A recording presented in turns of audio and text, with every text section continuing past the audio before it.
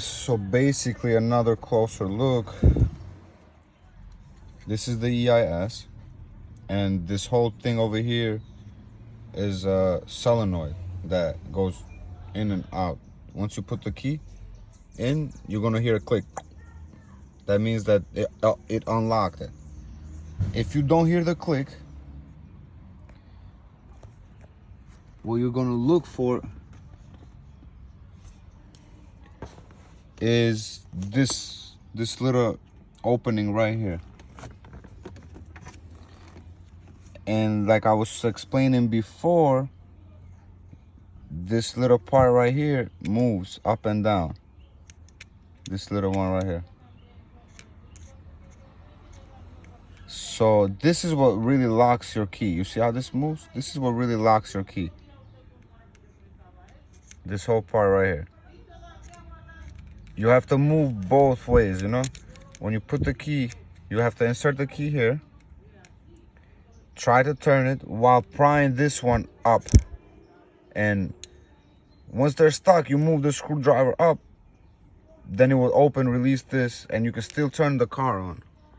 The car will still turn on and work, but once you turn it off, you're gonna have to do this again to get it back on. If you have a bad key or if you have a bad EIS. This is just to save you tow money. So, I mean, not towing money. So you don't go tow your car. But what happened in my case, I was still trying to make the old one work, and I was drilling in here. Like, I don't know why I was drilling in here. I was trying to cut this little part right here. I was trying to cut this little plastic over here so it can be free and I can open it the whole time. But don't try that because it will not work. I ended up messing the old one up, so that's why in this case I had to buy a whole new one.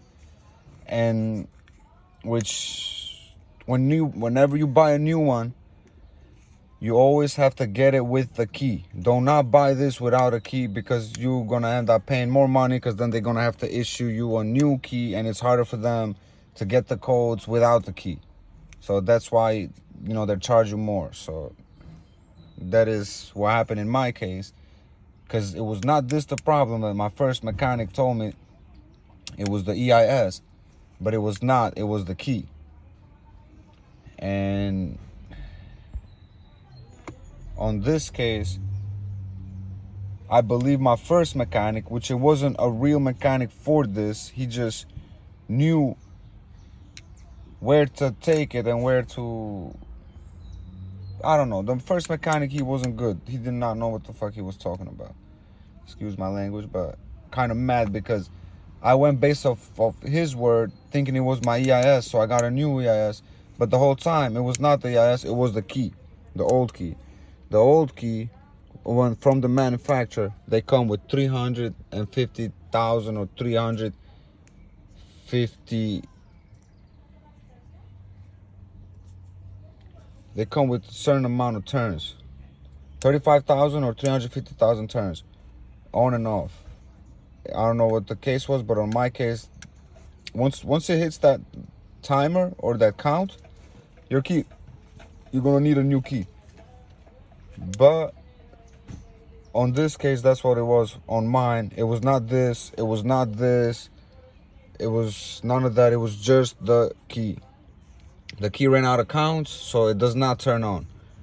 And most of cases, I'm pretty sure that's what it would be. I've showed you guys how to turn it on still, to drive it to the mechanic or whatever, so you don't pay a towing fee.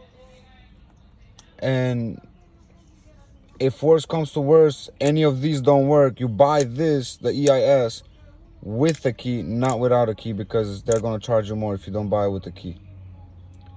And yeah, pretty much that's it. You just put them all back together and it's good to go.